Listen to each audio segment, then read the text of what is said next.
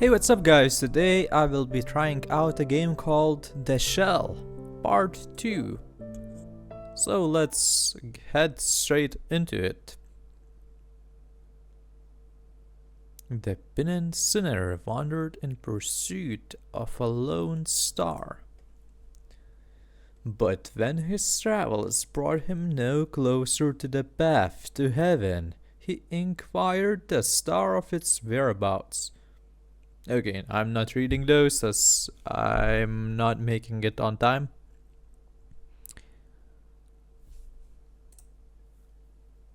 I would have made this one.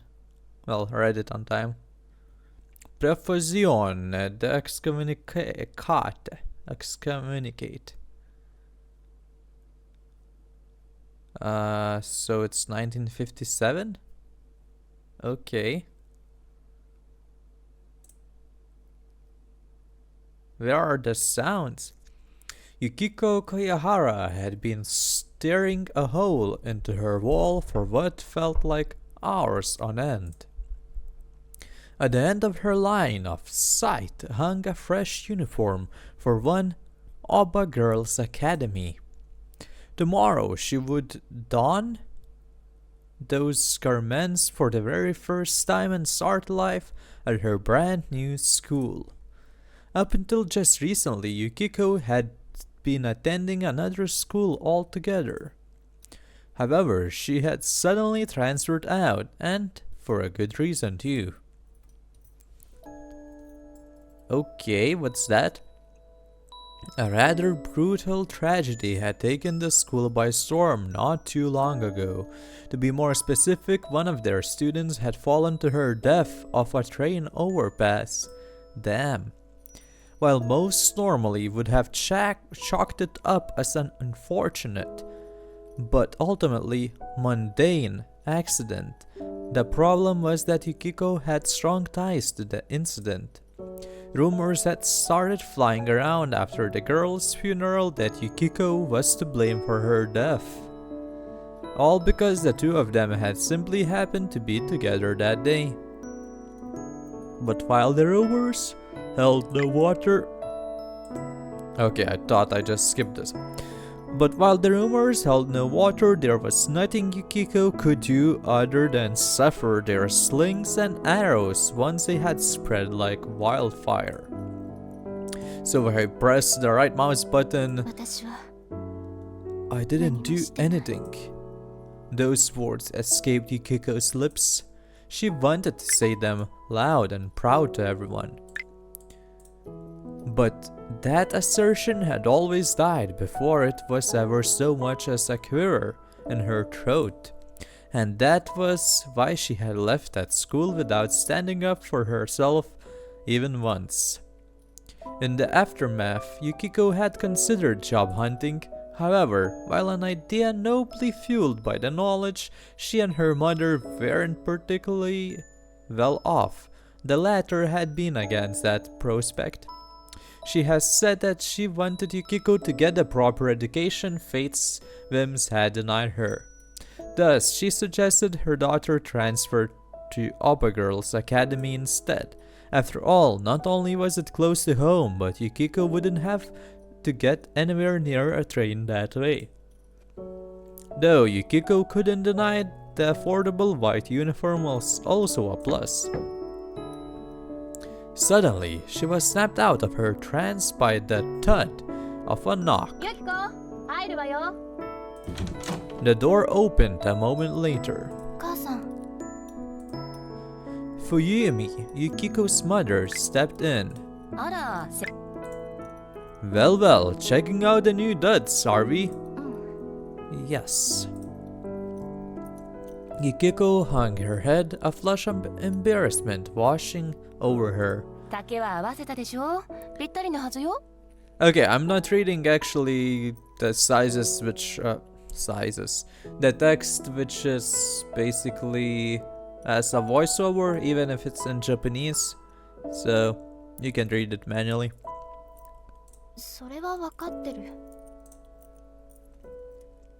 Fujimi was actually Yukiko's foster mother. She has adopted her after the orphanage where Yukiko was raised had closed down. But while it had been quite some time since then, a part of Yukiko still didn't feel like the two of them were truly mother and daughter. 何か用があったの? Fujumi tapped her fingers in contemplation. ユキコが不安がっているんじゃないかなと思ってね。私が? Yukiko was a bit surprised. 違った? わからない。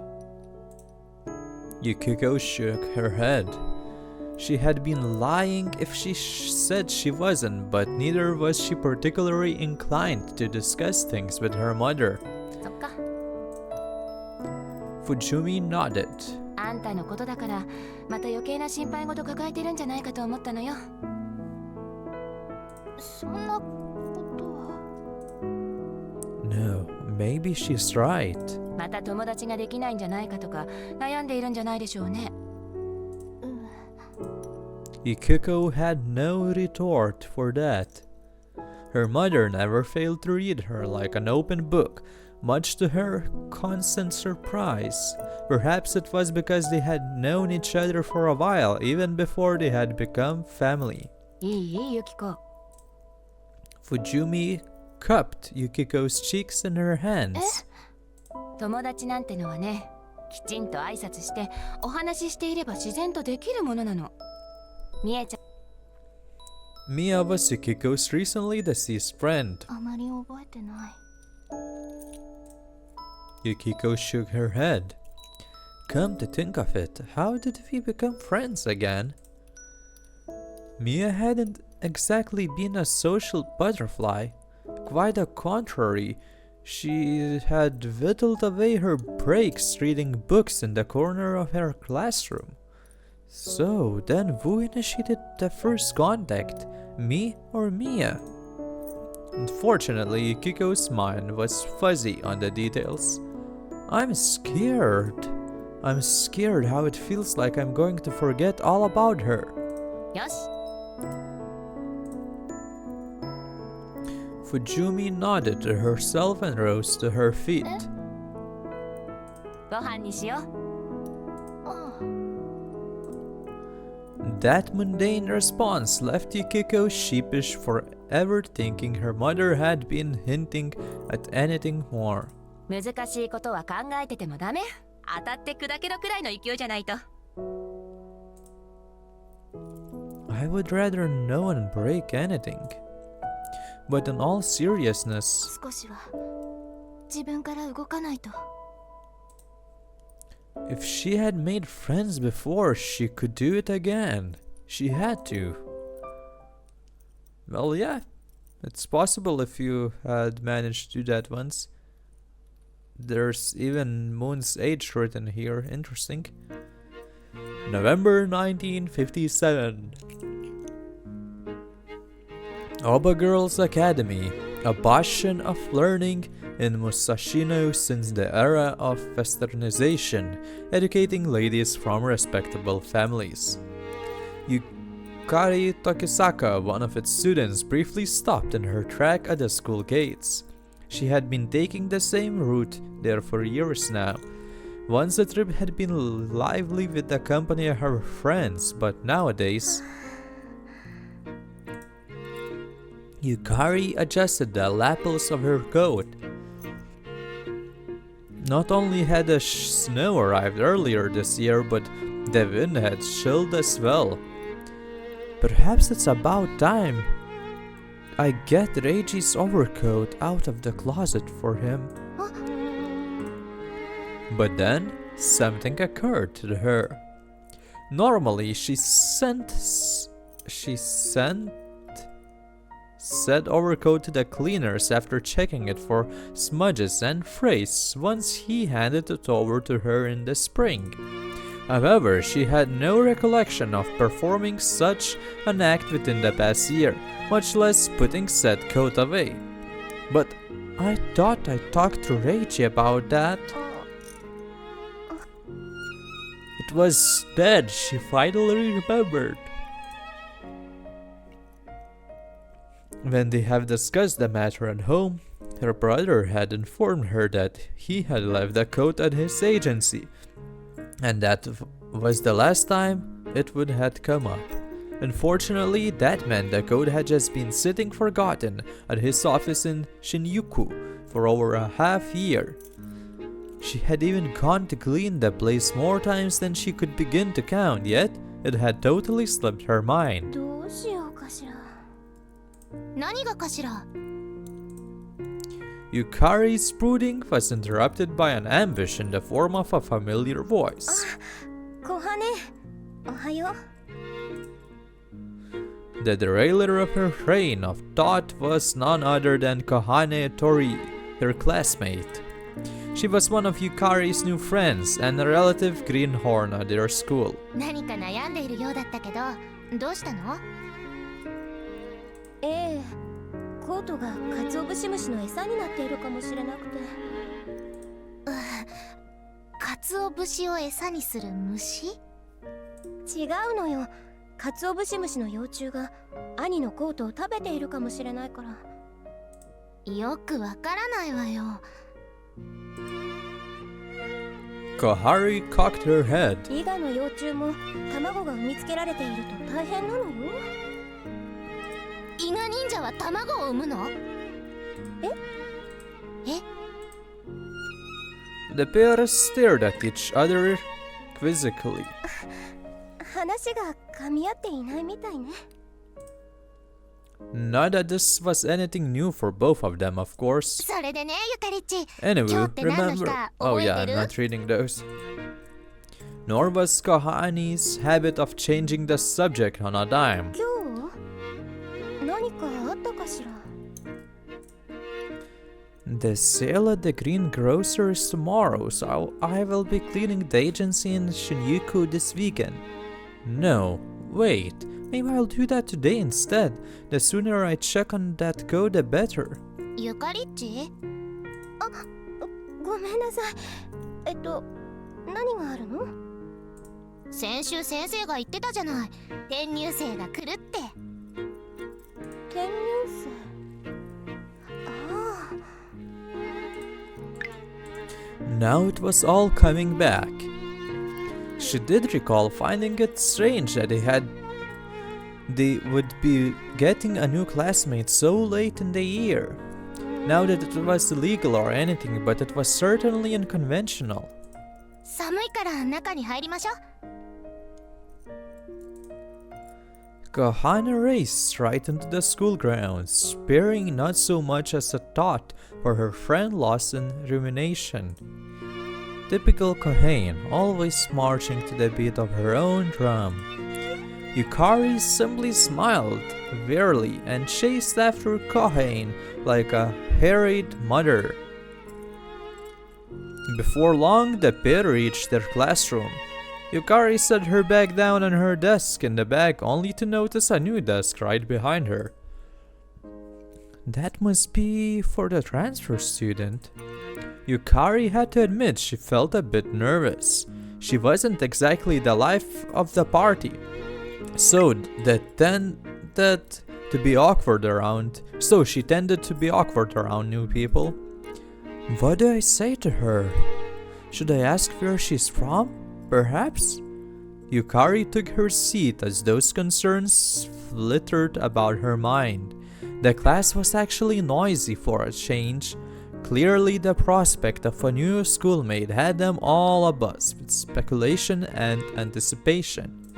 あ、ゆかりっちの後ろになるのね。 Kohane trotted over to Yukari. そうみたい。どんな子かしら。面白い子だといいな。面白い？どんな？何か影を背負っているとか、異世界と交信してる感じとか。それは面白いとは言わないと思うけど。 Kohane was a major bookworm, especially when it came to fantasy and science fiction. Hence why she frequently said all kinds of wacky stuff. Yukari couldn't help but be reminded of her old friend whenever she spoke. あ、先生、きたみたい。 Kohane hastily retreated to her own desk. A moment later, the teacher opened the door and marched right in. She had come alone. The rest of the class couldn't disguise their disappointment. 起立。礼。着席。 Under the direction of the class representative, the students went through the standard morning 本 procedure. 日は以前にお伝えした通り、皆さんと共に学ぶことになる転入生がやってきます。 No sooner had she said that, was the class astir with excited whispers, all eyes strained on the door. That went for Yukari's too, naturally. どうぞ、茅原さん。 The door slowly opened at the teacher's bidding. The class fell silent again. Everyone was watching with bated breath. Kohane's gasp was awfully loud. Standing in the doorway was a girl with a long ponytail, clad in the pastel white uniform of Oba Girls Academy. A quiet hula balu danced through the classroom.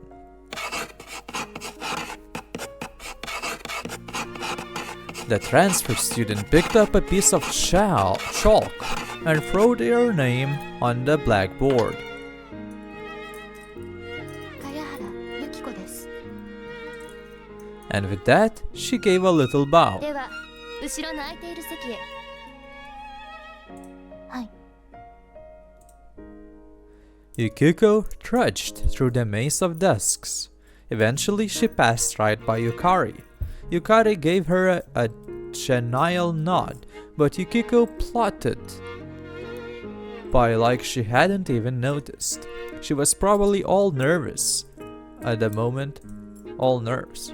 Once Yukiko was at her desk, Yukari turned around and stole a glance. Yukiko was hanging her head, not so much as twitching.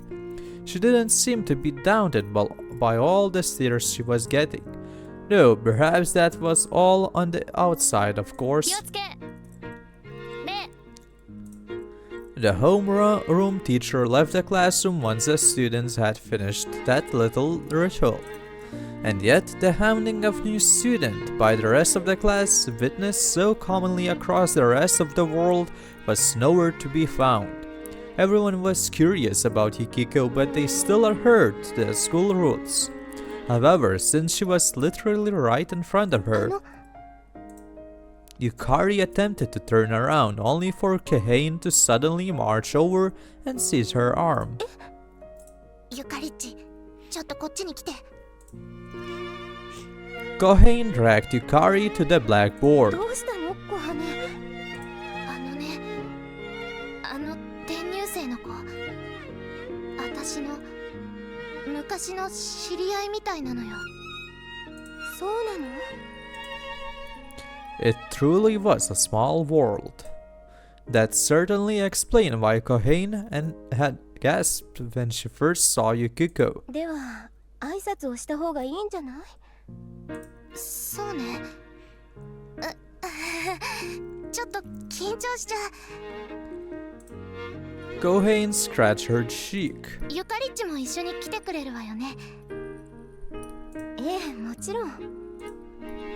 The pair returned to Yukari's desk. Their classmates watched their actions closely from afar. ゆきこちゃんよね。 Kohane ultimately took the first step. ほら、私、昔一緒によく遊んだ。悪いけど、あまりよく覚えてない。 Yukiko awkwardly looked away. ほら、小羽だよ。ごめんなさい。 She just shook her head. そっか。まあ、ずっと昔のことだし、他人の空似かもしれないものね。 Kohane chuckled. However, Yukari couldn't help but think that laugh sounded rather forced. 小羽。大大丈夫。 Kohane nodded reassuringly. 私、時坂ゆかりと言います。何かあったらいつでも声をかけてくださいね。 Yukari mustered a smile as she introduced herself. ありがとう。 Yukiko reciprocated with a tiny nod. Suddenly, the bell rang. じゃあゆかりっち、また後でね。 Okay, interesting bell. Kohane fled back to her desk. Yukari also took her seat. Meanwhile, Yukiko was frozen like a statue behind her, almost as though their conversation had never ever happened. Does she really not know Kohane? Or is she simply pretending not to? It was times like these that Yukari really wished she had her brother's detective brain. The shell? Okay, that probably was it. Okay, you know what? I'm ending the episode here. I feel like my voice is a little bit getting cranky, so I think that should be enough for this game.